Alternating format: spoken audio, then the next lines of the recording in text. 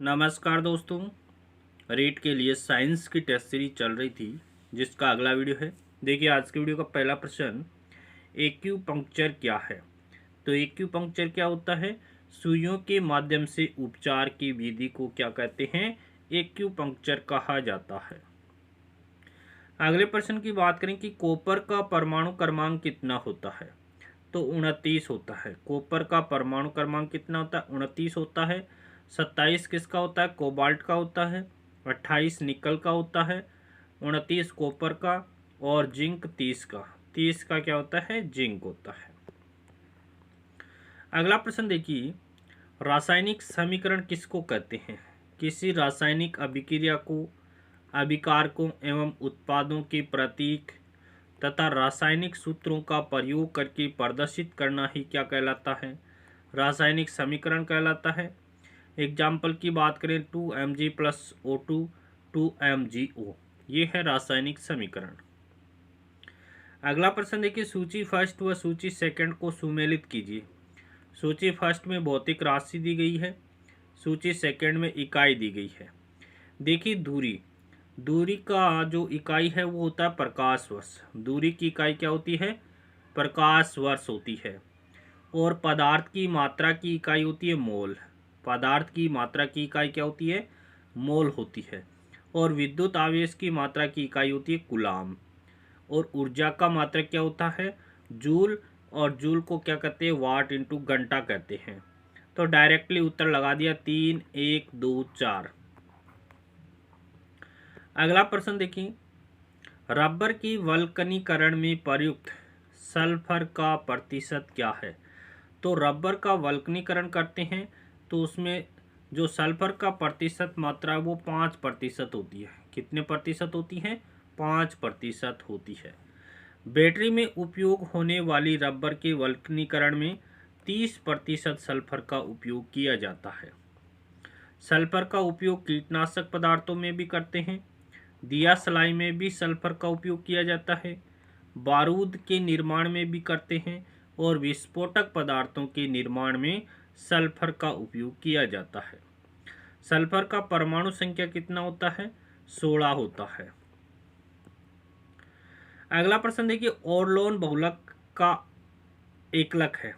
ओरलोन क्या एक बहुलक है? इसका एकलक क्या है?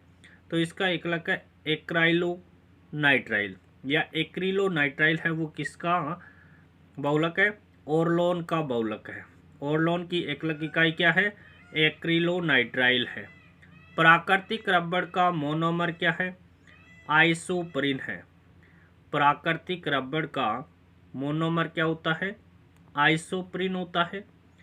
और अगर यहाँ पर कृत्रिम रबड़ की बात कर ले तो नियोप्रीन नाम आ जाएगा। कृत्रिम रबड़ का मोनोमर क्या होता है? नियोप्रीन होता है। नाइलॉन 66 का मोनोमर क्या होता है? एडिपिक एसिड और हेक्सामेथिलीन डाई एमीन होता है। नाइलॉन 66 का निर्माण कैसे होता है? एडिपिक अम्ल और हेक्सामेथिलीन डाई एमीन के मिलने से होता है। टेरिलीन का मोनोमर क्या होता है? एथिलीन ग्लाइकोल तथा टेरिफथेलिक अम्ल होता है। टेरिलीन का मोनोमर क्या होता है या टेरिलीन की एकलक इकाई कौन सी है? तो एथिलीन ग्लाइकोल तथा टेरिफथेलिक अम्ल होता है।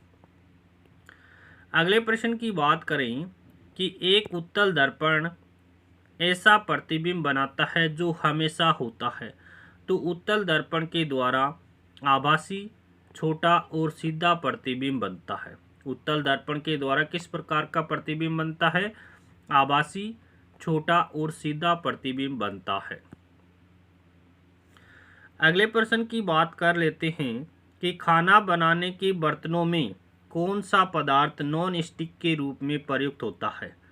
तो टेफ्लॉन का प्रयोग किया जाता है। और टेफ्लॉन का रासायनिक नाम क्या होता है?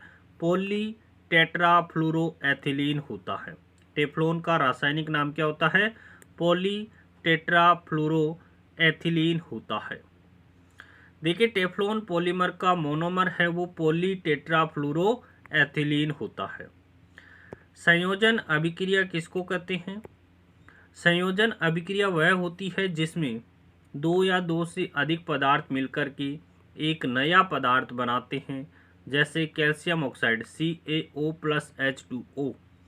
CaOH का होल क्वाइस कैल्शियम हाइड्रोक्साइड का निर्माण हो रहा है, प्लस उष्मा का उत्सर्जन हो रहा है। इसी प्रकार कार्बन प्लस O2 मिलकर के CO2 का निर्माण कर रहे हैं। तो ये संयोजन अभिक्रिया के उदाहरण हैं। अगला प्रश्न देखिए, प्राथमिक इंद्रधनुष में सबसे ऊपर कौन सा रंग होता है? बात किसकी हो रही है? प्राथमिक इंद्रधनुष में सबसे ऊपर लाल रंग होता है। और द्वितीयक इंद्रधनुष में सबसे ऊपर कौन सा रंग होता है? बैंगनी रंग होता है। प्राथमिक इंद्रधनुष में सबसे ऊपर लाल रंग, द्वितीयक इंद्रधनुष में सबसे ऊपर बैंगनी रंग। अगले प्रश्न की बात करें कि प्रकाश किसी अवरोध पर पड़ने पर किनारों पर थोड़ा मुड़ जाता है, इस घटना को क्या कहते हैं? इस घटना को विवर्तन कहा जाता है। प्रकाश है वो किसी अवरोध के आने पर थोड़ा सा मुड़ जाता है, उसी को ही क्या कहते हैं? विवर्तन कहते हैं। प्रकाश की वर्ण विक्षेपण की खोज किसके द्वारा की गई? न्यूटन के द्वारा की गई।